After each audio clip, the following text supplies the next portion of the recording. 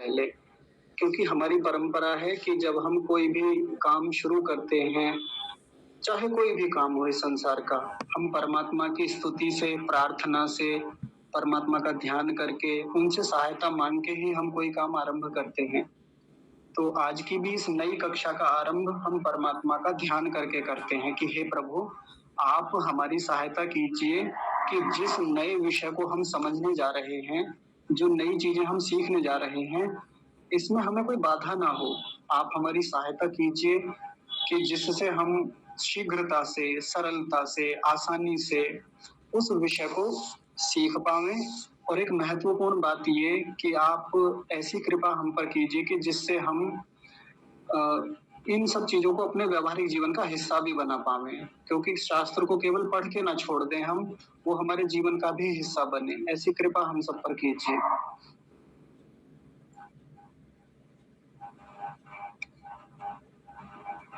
बस मैं एक बार इस लिंक को अपने समूह में भी भेज देता हूँ, यदि कोई जुड़े तो।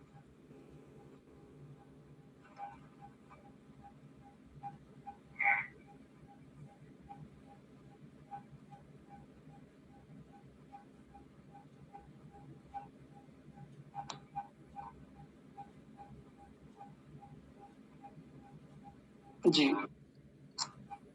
तो परमपिता परमात्मा का ध्यान करते हुए एक वेद मंत्र का हम उच्चारण करेंगे।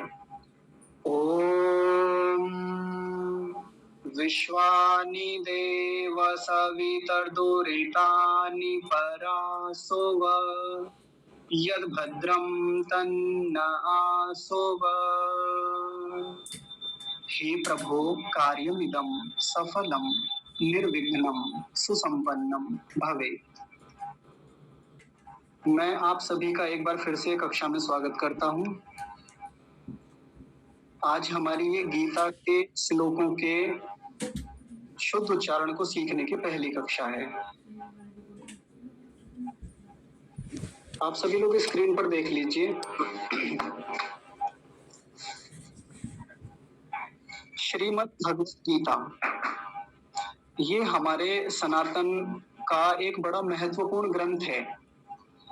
भले ही कोई भी व्यक्ति हो, चाहे आर्य समाजी हो, आर्य समाज से अलग किसी भी मान्यता को मानने वाले व्यक्ति हो, जिस एक ग्रंथ पर सभी लोग एक मत रहते हैं। एक मत रहने का मतलब सब लोग उसको मानते हैं, विरोधाभास कम लगता है। कुछ चीजों में कोई छोटी मोटी भ्रांतियां होती हैं, मतभेद होता है, लेकिन एक ये ग्रंथ ऐसा है जिसको लेके कम से कम मतभेद हैं। सब लोग मानते हैं, सब लोग स्वीकार करते हैं, और बड़ा विज्ञान इस शास्त्र में है। अध्यात्म की भी बातें हैं और जीवन में सांसारिक उन्नतियों से संबंधित भी बातें हैं इसमें। हम सब लोग वैसे तो जानते हैं इसके बारे में, वैसे तो जब हम इनके अर्थ समझेंगे इन श्लोकों के, तो इनको हम तभी समझ लेंगे कि इसकी पृष्ठभूमि क्या है, किसने बोला, कहाँ से लिया गया ये गीता नाम का ग्रंथ, महाभारत का हिस्सा है कि किसी और का हिस्सा है, किसने रचना की। ये तो सब बाद की बातें हैं।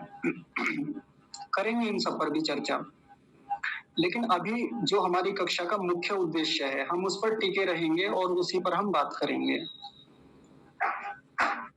और कक्षा का जो उद्देश्य है वो है कि इस गीता में जो श्लोक आते हैं उनका शुद्ध उच्चारण हमको आना चाहिए।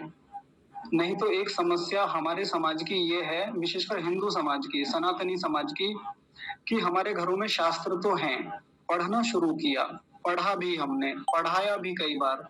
संस्कृत हमने 10वीं कक्षा तक पढ़ी थी, या थोड़ा बहुत आगे भी पढ़ ली, ग्रेजुएशन तक हमने पढ़ा, लेकिन समस्या सबके साथ एक ये रही कि हम अपने उच्चारण को ठीक नहीं कर पाते।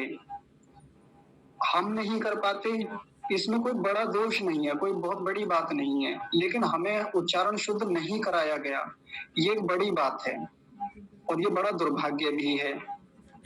हम विद्यालयों में देखें, जब हम प्राइमरी स्कूल में पढ़े या उससे आगे सेकेंडरी लेवल पे जब हम गए या और भी ऊपर की हमने शिक्षाएं प्राप्त की, तो हमें जितने अध्यापक मिले उन सब का उच्चारण खुद का भी अशुद्ध था।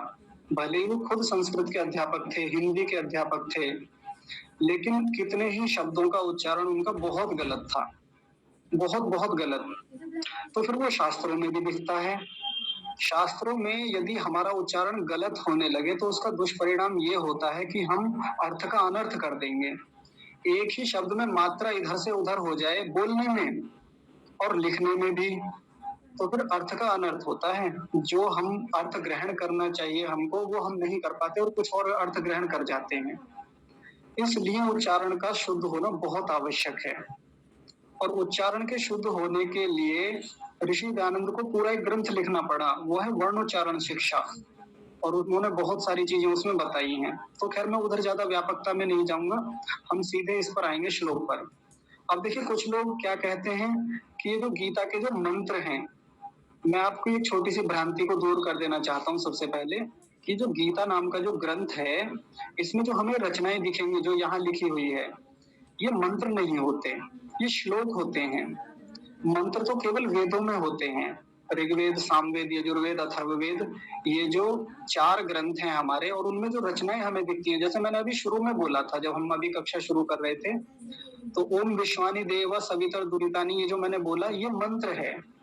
लेकिन गीता नाम का जो ग्रंथ है इसमें जितनी रचनाएं आपको मिलेंगी सबके सब श्लोक मिलेंगे। आप इन्हें कभी मंत्र मत कह दीजिएगा, क्योंकि मंत्र में और श्लोक में अंतर होता है। मंत्र जो है वो परमात्मा की रचना है। हालांकि अभी ये बात आपको पचेगी नहीं, हो सकता है नए लोगों को। मंत्र परमात्मा की रचना है और ये जो श्लोक हैं ये मनुष्यों की रचना है। लेकिन मनुष्य भी कैसे, जो उच्च कोटि के मनुष्य हैं, बड़े विद्वान हैं, व्याकरण के बड़े जानकार हैं, ये उनकी रचना होती है।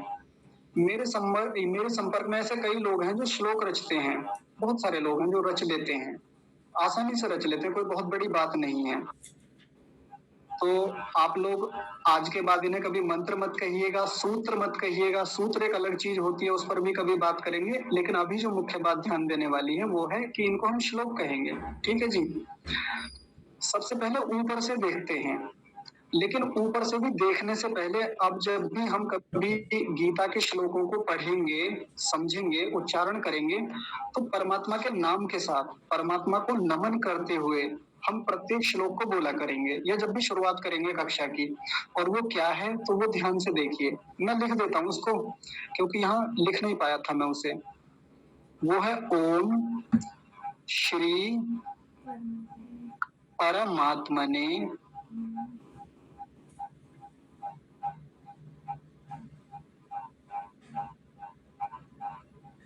नमः। क्योंकि जैसा अभी हमने शुरू में बताया था, कोई भी काम जब हम शुरू करेंगे तो वो परमात्मा को नमन करते हुए, परमात्मा की स्तुति करते हुए हम कोई भी काम शुरू करेंगे। तो देखिए सबसे पहले मैंने क्या लिखा, ओम श्री।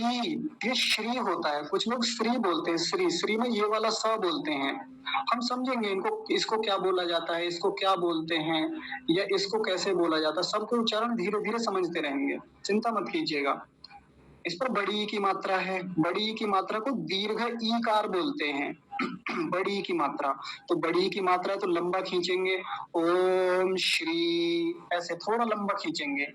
अब इसको देखिए, परमात्मने, कुछ लोग कहते हैं परमात्मने, पर नहीं, पर, क्योंकि र पूरा है। अगर ये र आधा होता और यहाँ चढ़ा हुआ होता तब कहते परमात्मने, लेकिन अभी परमात्मने नहीं कहेंगे, क्या बोलेंगे, परमात्मने, परमात्मने, ऐसा। नमः, ये विसर्ग बन रहा है, तो ये विसर्ग आधे ह जैसी आवाज देगा, जैसे आधा ह हो, तो क्या बोलेंगे, नमः, नमः, ऐसा। पूरा क्या हो गया ये, ओम श्री परमात्मने नमः, ऐसे।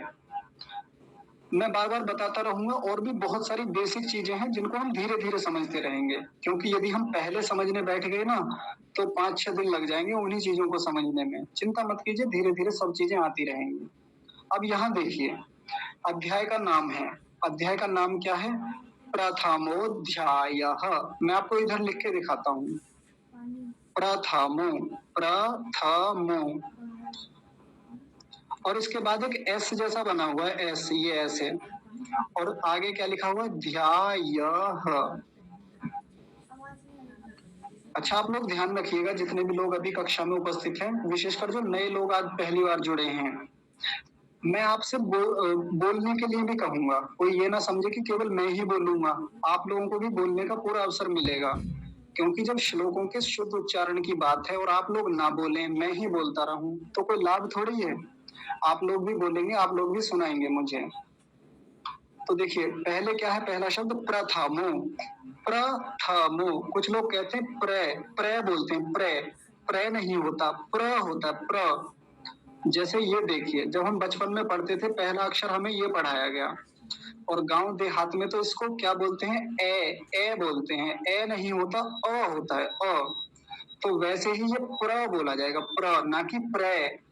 नहीं तो कई लोगों को मैंने बोलते देखा, प्रथमो, प्र बोलते हैं, प्र नहीं, प्र।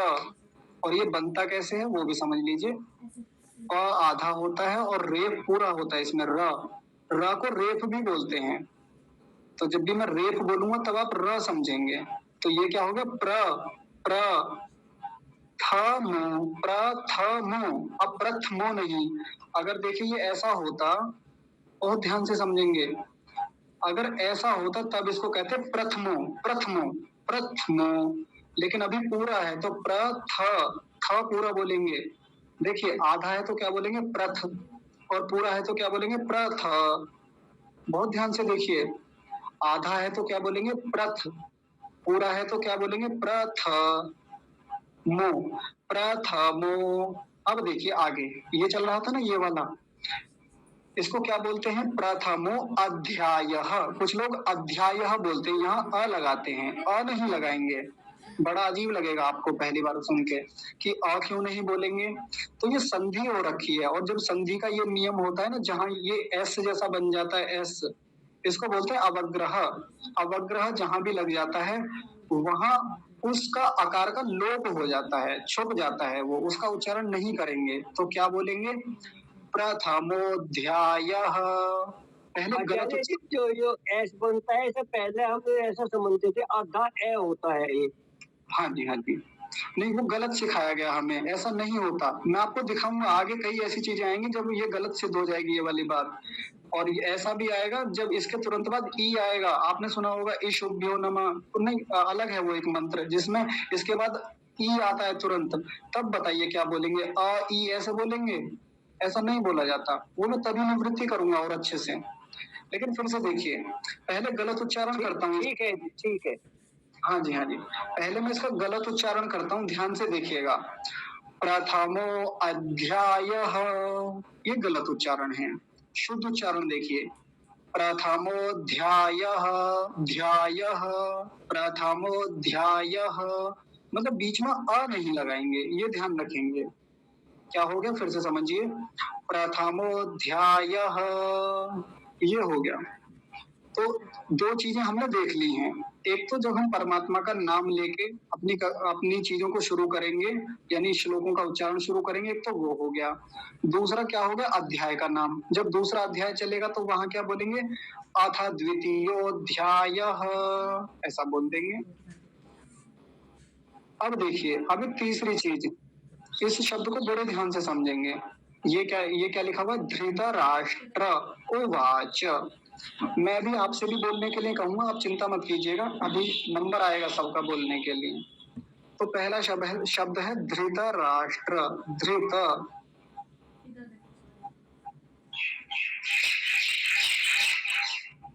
ऐसा है, धृतराष्ट्र। गलत उच्चारण क्या है वो समझिए सबसे पहले। कुछ लोग बोलते हैं धृत, धृत, ध्र बना देते हैं, ये वाला जैसा मैंने नीचे लिखा है ऐसा। ये गलत है, लिखने में भी गलत है, उच्चारण में भी गलत है। पहले इसको देखिए बनता कैसे है, ध आधा और रेप पूरा, ये तो ऐसे बनेगा। लेकिन हमारे शब्द में जो ऊपर लिखा हुआ है वो क्या लिखा हुआ है, ध्री। धकार तो आधा बनेगा, उसमें रिकार होता है, इसको री बोलते हैं, री। तो इसको क्या बोलेंगे, ध्री, ध्री। और इसको क्या बोलेंगे, ध्र। तो हम तो अब तक जब तक महाभारत देखते रहे, महाभारत में जब भी इस व्यक्ति का नाम आया, जो महाभारत में वो व्यक्ति जिसकी आंखें नहीं थी, उसको हम क्या बोलते थे, धृतराष्ट्र बोलते थे। धृत, धृत नहीं, धृत, धृत ऐसा बोलेंगे। देखिए कितनी गलती, कितना गलत उच्चारण हम लोग करते हैं, करवाया गया। अपना तो छोड़ दीजिए, चलिए हम लोग तो सामान्य लोग हैं।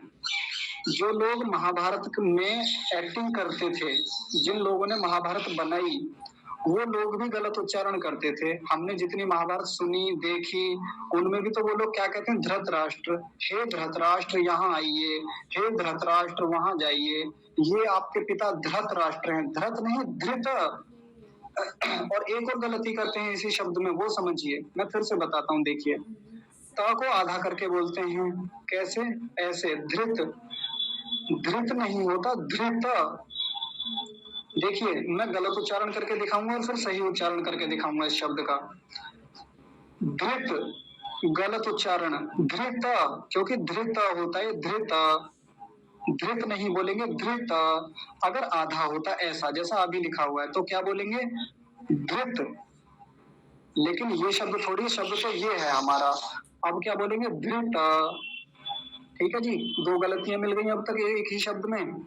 अब आगे देखिए, राष्ट्र, राष्ट्र में ये दिख रहा है आपको, रा के बाद में, रा के बाद में ये क्या है, ये होता है मूर्धन्य शकार। ये हम श बनाते ना, जिसको बचपन में हम बोलते थे श षटकोण, पेट चिरासा, पता नहीं क्या क्या नाम बोलते थे। लेकिन किताबी भाषा में इसको बोलते हैं मूर्धन्य शकार। मूर्धा से उच्चारण होता है इसका, मूर्धा। हमारे मुख में मूर्धा होती है, परमात्मा ने मूर्धा बना के दी हमें। ऊपर गड्ढा जैसा स्थान होता है।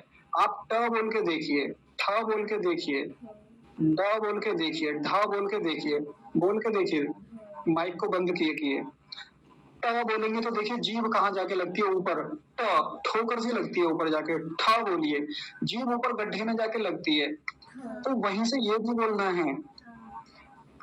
जहां से हमने ट बोला वहीं से ये श बोला जाएगा, जहां से ठ बोला वहीं से श बोला जाएगा। कैसे, मैं बोल के बताता हूँ, देखिए।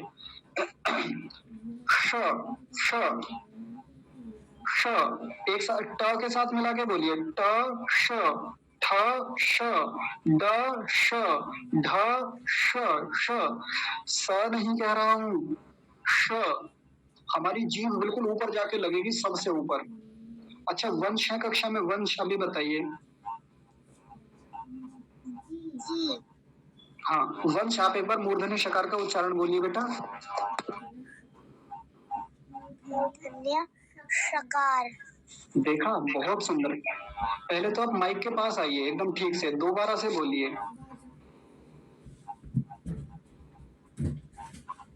बोलिए, मूर्धन्य शकार। शकार, बहुत सुंदर, शोभनम। तो अब आप एक बार इस शब्द को बोल दीजिए, राष्ट्र।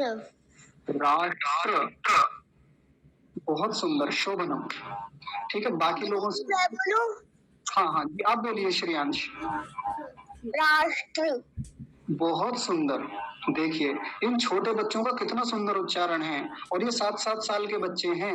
अभी 7 साल के बच्चों का उच्चारण देखिए मूर्धन्य शकार का। और हम लोग, या वो टीचर्स, वो अध्यापक जो संस्कृत में ग्रेजुएशन कर लिए, ग्रेजुएशन छोड़िए, उन्होंने पोस्ट ग्रेजुएशन की, पीएचडी तक कर ली संस्कृत में, और वो इसको स पढ़ते हैं, स, राष्ट्र बोलते हैं, राष्ट्र, राष्ट्र नहीं, राष्ट्र, श, श। तो ये जो मूर्धन्य शकार है, इसका उच्चारण हमें ठीक से आना चाहिए। पूरा शब्द क्या हो गया, एक बार फिर से देखिए, धृत राष्ट्र। अब देखिए, एक शब्द पे कितना समय लग रहा है, लेकिन चिंता मत कीजिए, ये मत सोचिएगा कि इतना समय क्यों लग रहा है। ऐसे ही उच्चारण शुद्ध किया जाता है, क्योंकि हमने बिगाड़ भी तो बहुत किया है ना, हमारा बिगाड़ बहुत कराया गया है शब्दों का, तो शुद्ध करने में थोड़ा सा समय लगेगा। और मैं गारंटी देता हूँ आपको, 1 महीने के भीतर एकदम शुद्ध उच्चारण आप करने लगेंगे। ये बिल्कुल मैं लिख के दे सकता हूँ किसी को भी। वंश हैं, 4 साल के हैं, इनको कोई भी मंत्र दे दीजिए, एकदम शुद्ध उच्चारण, 7 साल के हैं और एकदम शुद्ध उच्चारण करके बता सकते हैं किसी भी मंत्र का, एकदम शुद्ध, बिना कोई गलती किए। जब 7 साल के बच्चे कर सकते हैं, तो बड़े लोग तो कर सकते हैं, बड़ी आसानी से कर सकते हैं। फिर से समझिए शब्द को, क्या है, धृतराष्ट्र, धृतराष्ट्र, ऐसा हो गया। अगला शब्द देखिए, वहां पर क्या लिखा था, उवाच, उवाच। अब इसको भी गलत सुनाया गया हमें। कुछ लोग क्या बोलते हैं, उवाच, उवाच कहते हैं। उवाच तो तब होता जब ऐसे नीचे हलंत लगा होता। देखिए मैं जो ये हलंत लगा रहा हूँ, ऐसे डंडा सा लगता है ना नीचे को तिरछा, इसको हलंत बोलते हैं। और ये हलंत किसी भी अक्षर को आधा कर देता है। जैसे मैंने प के नीचे हलंत लगा दिया, इसका मतलब ये प आधा हो गया। मैंने त के नीचे हलंत लगा दिया, इसका मतलब ये त आधा हो गया। अगर ये हलंत लगा होता तब हम इसको उवाच कहते, लेकिन हलंत लगा हुआ नहीं है। अगर हलंत नहीं लगा हुआ तो अब क्या बोलेंगे? उवाच, उवाच ऐसा बोलेंगे। फिर से समझिए, हलंत लगा हुआ होगा तो क्या बोलेंगे? उवाच। नहीं लगा होगा तो क्या बोलेंगे? उवाच। तो देखिए दोनों का क्या हो गया? धृतराष्ट्र उवाच, धृतराष्ट्र उवाच। तीन चीजें हमारी पूरी हो गई। अब हम श्लोक पे आएंगे, लेकिन अभी मैं थोड़ा सा रफ कर देता हूँ बस इसको।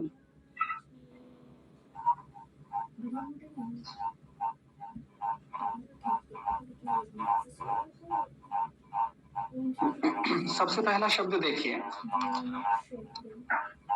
सबसे पहला शब्द क्या है? धर्म क्षेत्रे, धर्म क्षेत्रे। बहुत गलत उच्चारण करते हैं इसका भी लोग। कैसे करते हैं? पहली बात तो धर्म, इस शब्द को धर्म बोलते हैं। धर्म, धर्म नहीं होता ये, धर्म। म को पूरा बोलेंगे। अगर हलंत होता तो धर्म बोलते, लेकिन अभी हलंत नहीं है तो क्या बोलेंगे? धर्म। अब सबसे ज्यादा गलती होती है यहाँ इस अगले हिस्से में। अगला हिस्सा क्या है? क्षेत्रे, ये वाला। और इसमें ये वाला जो अक्षर है, ये वाला जो वर्ण है, इसमें सबसे ज्यादा गलती होती है। कैसे? क्षेत्र बोलते हैं कुछ लोग, छ से छाता होता है ना, ये वाला, इसकी जगह ये बोल देते हैं धर्म क्षेत्रे। जैसे मैंने कहा ये, इसको बताइए क्या लिखा हुआ है ये। बच्चों को ये पढ़ाया जाता है ना कि बोलिए क्षत्रिय बोलिए, तो वो क्या बोलते हैं? क्षत्रिय। तो फिर बच्चों से पूछें या उन टीचर से पूछें कि भाई फिर ये क्यों बोलते हैं, इसमें और इसमें अंतर बताइए, तो अंतर नहीं बता पाते। क्यों? क्योंकि पता नहीं है। अब ध्यान से देखिए, इसको फिर से समझेंगे। ये बनता कैसे है? क आधा और मूर्धन्य शकार, इन दोनों को मिलके बनता है क्ष। क का तो बहुत हल्का सा उच्चारण आएगा और मूर्धन्य शकार का ज्यादा आएगा, ये मैं बता ही चुका अभी थोड़ी देर पहले। तो कैसे बोलेंगे? क्ष, क्ष। क का तो हल्का सा उच्चारण आएगा। तो क्या हो गया? फिर से समझिए, क्षेत्रे। अब इसको क्षेत्र नहीं कहेंगे, जो लोग क्षेत्रे कहते हैं गलत उच्चारण करते हैं। क्या बोलेंगे? क्षेत्रे, क्ष। ये इसका उच्चारण मुख्य रूप से आना चाहिए मूर्धन्य शकार का। क्या बन जाएगा? धर्मक्षेत्र। अब देखिए वो जो क है ना, क जो मैंने यहाँ बताया, ये वाला क जो होता है, ये थोड़ा पहले आ जाएगा। और कैसे बोलेंगे? धर्मक्षेत्रे, धर्मक्षेत्रे। क्षेत्र नहीं बोलेंगे, नहीं तो देखिए गलत उच्चारण समझिए फिर से। धर्मक्षेत्रे, क्षेत्र बोलते हैं, क्षेत्र गलत उच्चारण है। सही उच्चारण क्या हो गया? धर्मक्षेत्रे। श्रेयांश बोलेंगे इसका उच्चारण एक बार। श्रेयांश सुनाइए।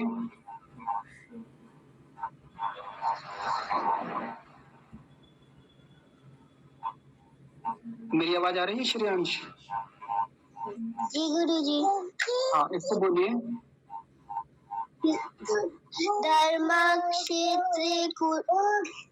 हाँ हाँ, बस बस इतना ही बोलना था, आगे नहीं जाना था। धर्म क्षेत्रे, मूर्धन्य शकार का ध्यान रखेंगे यहाँ पर। बहुत बढ़िया। तो एक हो गया। अब अगला देखिए, कुरुक्षेत्रे। अब एक चीज बड़ी महत्वपूर्ण जानकारी आपको देते हैं। देखिए अगला शब्द क्या है? कुरुक्षेत्रे। सबसे पहले इतना शब्द देखेंगे, इतना, कुरु। कुरु में यहाँ भी छोटा ऊ है और यहाँ भी छोटा ऊ है। अब आप कहेंगे रू में तो कैसा छोटा क्या बड़ा, इसमें तो एक ही तो होता है। लेकिन नहीं, देखिए मैं दो चीजें लिखता हूँ। ये जो ऊपर लिखा हुआ है ये छोटे ऊ की मात्रा है र में, ये वाली बड़े ऊ की मात्रा है। आप कहेंगे ऐसे कैसे? हमने तो इसको आज तक एक ही देखा था। लेकिन नहीं, आप चाहे अपने मोबाइल में टाइप करके देखिए, चाहे किसी भी किताब में देख लीजिए, जहाँ-जहाँ आपको दोनों चीज़ें दिखेंगी, दोनों अलग दिखेंगे। जैसे आप जहाँ रूप देखेंगे लिखा हुआ रूप, तो ये वाला बना दिखेगा। रूप लंबा खींच के बोलते हैं ना, तो बड़ा ऊ बनेगा। और अगर हम कोई एक ऐसा शब्द लिखें, मान लीजिए जैसे आज ही एक मरुत शब्द देख रहे थे ना, मरुत, मरुत, मरुत में जल्दी बोला जाता है तो ये छोटा ऊ बनेगा, मरुत। रुत जल्दी बोला गया ना, ये छोटा ऊ। जब छोटा ऊ बनाते हैं तो बस ऐसे कर दिया जाता है हल्का सा, और जब बड़ा ऊ बनाते हैं तो बिल्कुल जैसे बड़ा ऊ बनता है वो ऐसे बनता है। तो देखिए कुरु, कुरु में छोटा ऊ बन रहा है, लंबा नहीं खींचेंगे, कुरु जल्दी से बोला जाएगा, कुरु। और इसमें फिर से वो शब्द आ गया जो पीछे आया था धर्म क्षेत्र में, और यहाँ भी वही आ गया कुरुक्षेत्रे, कुरुक। अब यहाँ ध्यान से देखिए। आचार्य जी, रुपए में भी तो यही लगता है, रुपए। हाँ जी माता जी, देखिए छोटा ऊ लगता है, रुपये, रुपया नहीं होता, हम लंबा खींच के बोल देते हैं रुपया। नहीं तो वो अगर ऐसा लगा देते ना तो क्या होते, रुपया, तब उसको रुपया बोलते। लेकिन वो छोटा होता है तो क्या बोलते हैं, रुपया, रुपये, रुपये ले आओ। ठीक है, ये वाला गलत है, ये वाला ठीक है। या आ लगा दीजिए, रुपया। जल्दी बोला जाता है, लंबा नहीं खींचेंगे क्योंकि छोटा वो होता है उसमें। अब और देखिए, तो मैं यहाँ क्या बता रहा था, कुरुक्षेत्रे, कुरुक, यहाँ का आधा किया जाएगा, कुरुक्षेत्रे। तो ये थोड़ा साफ से लिखते हैं अलग को, यहाँ देखिए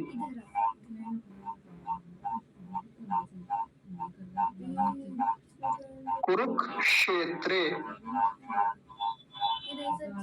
ऐसा बनेगा ये। क्योंकि ये जो बीच में जो क्षेत्र में जो ये आया था, ये मैंने कैसे बताया, ये कैसे बनता है, क आधा और मूर्धन्य शकार पूरा, इन दोनों से मिलके बनता है। तो क्या बोलेंगे, कुरुक्षेत्रे, कुरुक्षेत्रे, ऐसा बोलेंगे इसको। दो शब्द हो गए हमारे, धर्म क्षेत्रे, कुरुक्षेत्रे, ऐसा। अब बस अगला शब्द और देखिए, ये शब्द क्या है, समवेता। इसको भी गलत बोलते हैं। अगर मैं किसी नए व्यक्ति से पूछूं कि ये क्या लिखा हुआ है तो पता है क्या बोलेंगे, समवेता बोलेंगे, समवेता। और समवेता गलत उच्चारण है। सही उच्चारण क्या होगा, सम, सम नहीं सम, क्योंकि म पूरा है। अगर म आधा होता तो तब कहते समवेता, ये बोलेंगे समवेता, इसको बोलेंगे समवेता। सम, म पूरा है, आधा म होगा तो क्या बोलेंगे, समवेता। पूरा म होगा तो क्या बोलेंगे, समवेता। ऊपर वाला ठीक है, नीचे वाला गलत है। बोलने में भी नीचे वाला गलत है और लिखने में भी। तो देखिए गलत का फिर से समझिए, समवेता गलत है, समवेता ऊपर वाला सही है, समवेता, ऐसे। अगला देखिए, युयुत्सवः, आसान है, ज्यादा कठिन नहीं है, फिर भी देख लीजिए। या पर छोटा ऊ, या पर छोटा ऊ, त आधा है, और सकार वकार, और इसमें पीछे विसर्ग लगा हुआ है, ऐसे। युयुत्सवः, युयुत्, अब देखिए त आधा है। अब बड़े ध्यान से समझेंगे, मैं गलत लिखता हूं इसको, तो ये ध्यान रखना है अपने लोगों को कि जहां आधा है, आधे को आधा बोलेंगे, पूरे को पूरा बोलेंगे। ये गलत लिखा हुआ है, मैंने नीचे गलत लिखा है ना, यानी त आधा की बजाय मैंने पूरा कर दिया। तो नीचे वाले को क्या बोलेंगे, युयुत, युयुत, ऐसा बोलेंगे, युयुत सवः, ऐसे। तो आधा तो है नहीं, पूरा हमारा तो पूरा थोड़ी आधा है। अब ऊपर वाले को देखिए, युयुत, युयुत्सवः, त को आधा ही बोलेंगे, युयुत्सवः। और नीचे वाले को कैसे बोलेंगे, युयुतसवः, युयुत, त, ये पूरा बोला जाता है ऐसे। लेकिन ये तो बोलना नहीं है क्योंकि ये है भी नहीं, ये वाला बोलना है क्योंकि ये ही लिखा हुआ है ऊपर, देख लीजिए, युयुत्सवः, युयुत्सवः। पहली पंक्ति पूरी हो गई। पहली पंक्ति का उच्चारण देखिए, धर्म क्षेत्रे कुरुक्षेत्रे समवेतायुयुत्सवः। अच्छा, गीता में जितने भी श्लोक आएंगे इसी गायन से ही बोले जाएंगे। जैसी मेरी लय है, जैसा मैं धुन में बोल रहा हूँ ना, ऐसे ही हम गाएंगे इसको, ऐसा ही बोलेंगे। एक तो सीधा है कि सीधा बोल लीजिए, धर्म क्षेत्रे कुरुक्षेत्रे समवेता युयुत्सवः, ये हमने सीधा सीधा बोल दिया है ना। एक है कि गाते हुए बोले, जो गाने की शैली है, इसको कैसे, धर्म क्षेत्रे कुरुक्षेत्रे समवेता युयुत्सवः, ऐसे। और पीछे से बोलते लाएं तो कैसे बोलते लाएंगे, शुरू से, शुरुआत कैसे करेंगे। यहाँ वो मिटा दिया मैंने, वो क्या लिखा हुआ था, ओम श्री परमात्मने नमः, प्रथमोऽध्यायः, धृतराष्ट्र उवाच, धर्मक्षेत्रे कुरुक्षेत्रे समवेतायुयुत्सवः। ये आज हमारी पहली पंक्ति पूरी हुई है यहाँ पर। अब मैं आप लोगों में से किसी से सुन लेता हूँ, क्योंकि तब तक कोई लाभ नहीं होगा कि केवल मैं ही बोलता रहूं, आप लोग बोले ना। एक बार पहले मैं इसको मिटा देता हूँ, तब आपसे सुनता हूँ। जी सुनीता माता जी, आपने हाथ खड़ा किया हुआ, पहले आप ही सुना दीजिए ऊपर से, मैं वो लिख देता हूँ एक बार पहले।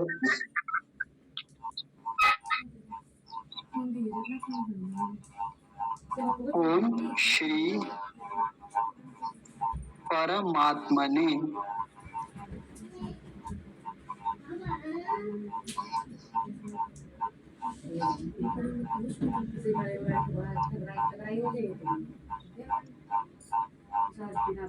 जी माता जी, अभी बोलिए आप, अभी सुनाइए। ओम श्री परमात्मने नमः।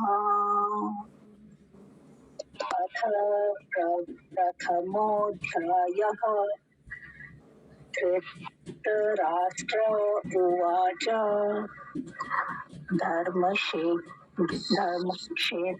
कुरुक्षेत्रे समवेतायुयुत्सवः।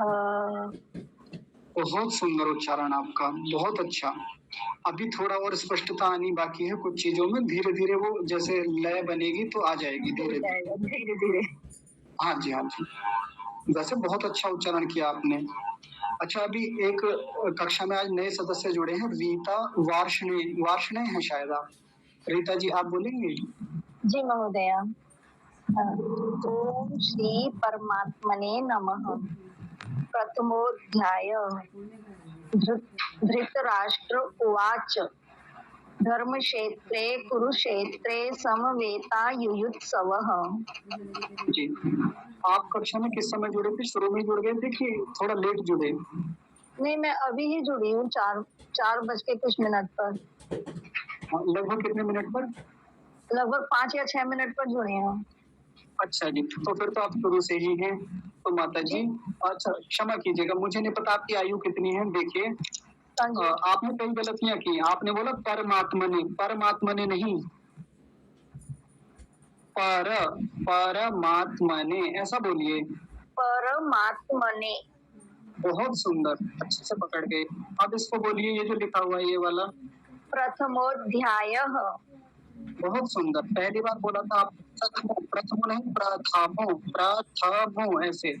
प्रथमोऽध्यायः। बहुत सुंदर। अब इसको और इन दोनों को बोलिए। धृतराष्ट्र उवाच। हाँ, अभी ना पिछली बार जब बोला था आपने उवाच बोला था, जिसको मैं मना कर रहा था कि नहीं बोलना है। आपने उवाच बोला था, लेकिन सही उच्चारण क्या है? उवाच। उवाच। जी जी, बहुत सुंदर। अब एक बार इसको बोलिए। धर्मक्षेत्रे कुरुक्षेत्र। नहीं रुकिए, धर्म क्षेत्र नहीं, धर्मक का भी आता है उसमें, धर्मक क्षेत्रे। धर्मक्षेत्रे। बहुत सुंदर, बिल्कुल तेजी पकड़ के रखना है। अब अगले वाले को भी बोल दीजिए, कुरुक्षेत्रे। हाँ जी, बहुत बढ़िया, ऐसे पकड़ा जाता है चीजों को। आपने बहुत अच्छे से समझा, बहुत धन्यवाद आपका। समवेतायुयुत्सवः। रुकिए माता जी, एक बार फिर से देखिए, इस शब्द को फिर से बोलिए। समवेता। हाँ, अभी थोड़ी देर पहले शायद मुझे लगा समवेता बोला, समवेता, समवेता नहीं, समवेता, माँ पूरा रखेंगे, समवेता। जी आचार्य जी। हाँ जी, ठीक है। बस आप नोट कर लीजिए, बाकी तो सब ठीक हो गया आपका अभी तक का उच्चारण। जी, ममता जी आप सुनाएंगे? हाँ जी, सुनाइए।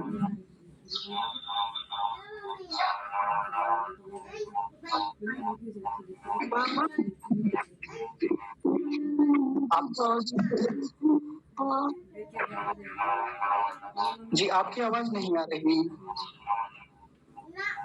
ओम श्री परमात्मने नमः। श्रीमद् भगवद गीता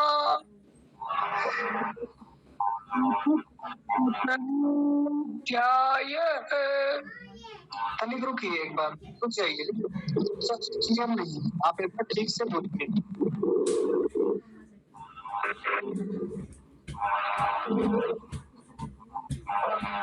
मेरी आवाज आ रही है आपको? आपकी आवाज बिल्कुल भी।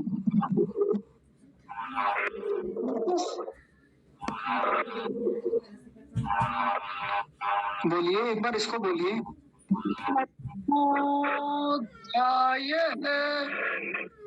नहीं, आपकी आवाज बिल्कुल भी क्लियर नहीं, क्योंकि यदि आवाज स्पष्ट नहीं आएगी ना, मैं पकड़ नहीं पाऊंगा कहाँ आप गलती कर रहे हैं।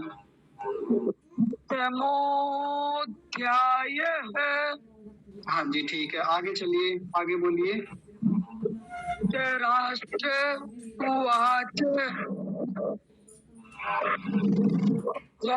धर्म क्षेत्र कुरुक्षेत्रे समवेता जी, ठीक है, ठीक। आपके पास शायद कुछ पंखा चल रहा है, कुछ और गड़बड़ है, जिसके कारण आवाज बिल्कुल स्पष्ट नहीं है और मैं नहीं पकड़ पा रहा कि कहाँ आप गलती कर रहे हैं। मैं सभी से एक निवेदन करूंगा, आपके आसपास यदि कोई शोर हो रहा हो, पंखा चल रहा हो, बहुत तेज हवा चल रही हो, नेटवर्क की कोई थोड़ी बहुत समस्या हो, वो आप देख लिया कीजिए अपने आप से, क्योंकि फिर समय उसमें बेकार होता है बहुत सारा।